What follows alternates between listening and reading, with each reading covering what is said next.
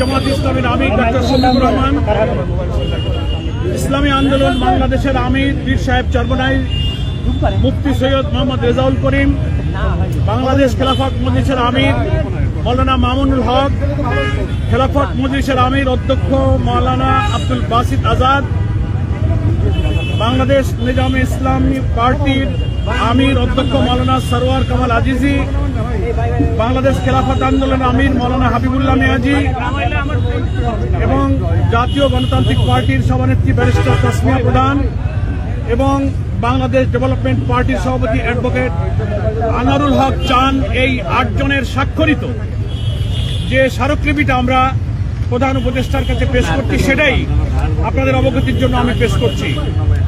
মাননীয় প্রধান উপদেষ্টা, আসসালামু আলাইকুম ওয়া রাহমাতুল্লাহ। 2024 সালের জুলাই আগস্ট মাসের সফল গণ অভ্যুত্থানের পর জনগণের অভিপ্রায় ও জাতীয় ঐক্যমতের ভিত্তিতে আপনার নেতৃত্বে অন্তর্বর্তী সরকার গঠিত হয়েছে।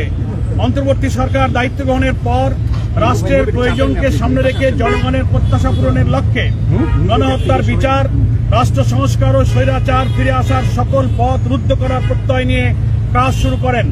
জাতির প্রত্যাশার আলোকে আপনার বরিষ্ঠ নেতৃত্বে পরিচালিত বর্তমান সরকার দেশে গণতন্ত্র, মানবাধিকার ও ন্যায় বিচার প্রতিষ্ঠার জন্য নিরলসভাবে প্রচেষ্টা চালিয়ে যাচ্ছে।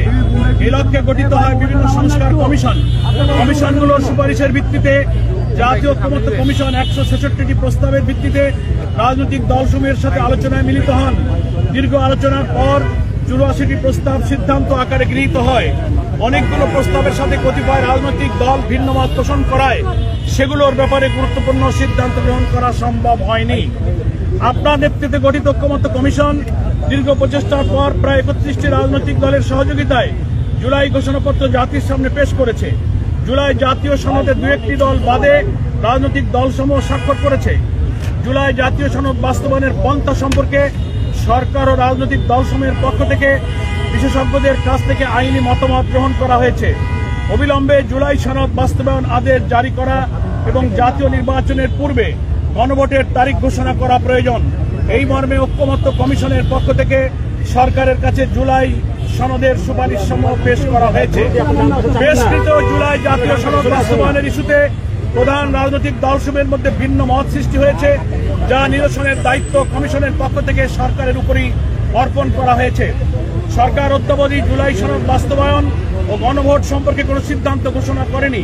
আমরা আন্দোলনরত দলসমূহের পক্ষ থেকে মনে করি অবিলম্বে জুলাই সনদ বাস্তবায়ন আদেশ জারি এবং জাতীয় নির্বাচনের পূর্বে গণভোটের তারিখ ঘোষণা করা জরুরি হয়ে পড়েছে। ইতিপূর্বে আমরা আগামী ফেব্রুয়ারিতে একটি অবাধ, সুষ্ঠু ও গ্রহণযোগ্য নির্বাচন অনুষ্ঠানের লক্ষ্যে 5 দফা গণদাবিতে নিয়মতান্ত্রিকভাবে আন্দোলনের কর্মসূচি পালন করেছি। দেশের জনগণ এ দাবির প্রতি ব্যাপক সমর্থন দিয়ে রাজপথের আন্দোলনে সামিল হয়েছে। রাজনৈতিক এই সংকট নিরসনে সরকারের সকল উদ্যোগকে সফল করার জন্য আমরা প্রস্তুত আছি। এমত অবস্থায় জুলাই সনদের আইনি ভিত্তি প্রদানের লক্ষ্যে জুলাই সনদ বাস্তবায়ন আদেশ জারি করে আগামী ফেব্রুয়ারিতে জাতীয় নির্বাচনের পূর্বে গণভোটের তারিখ ঘোষণা করার জন্য আমরা আপনার প্রতি আহ্বান জানাচ্ছি। আল্লাহ তাআলা আপনাকে সুস্বাস্থ্য, দীর্ঘায়ু ও দৃঢ় নেতৃত্ব দানের ক্ষমতা প্রদান করুন, এই দোয়া করি। 8 জন দলের প্রধানের স্বাক্ষর এই স্মারকলিপিতে আছে। এটাই আমরা আজকে প্রধান উপদেষ্টার কাছে পেশ করব। আচ্ছা পরার ভাই, একটা জিনিস ছিল, রাজনৈতিক দলগুলোর উপর সরকার যে দায়িত্ব দিয়েছিল 1 সপ্তাহ সময়, আপনারা কি সেই আলোচনার ব্যাপারে কি কোনো অগ্রগতি আছে? সেটা তো জানতে পারবেন।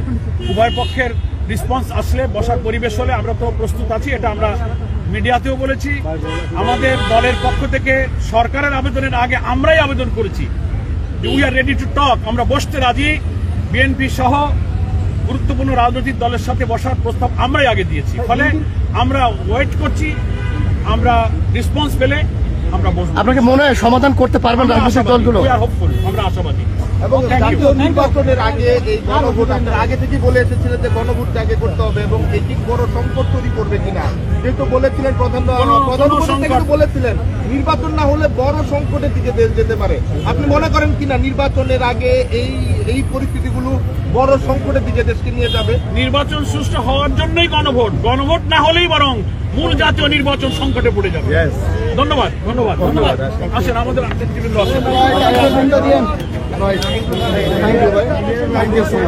আমাদের দলীয় প্রতিনিধিরা শুধু আসেন।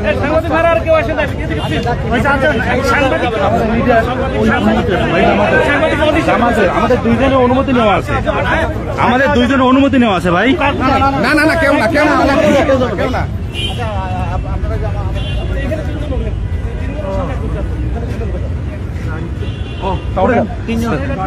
আপনি সামনে উঠতে পারেন।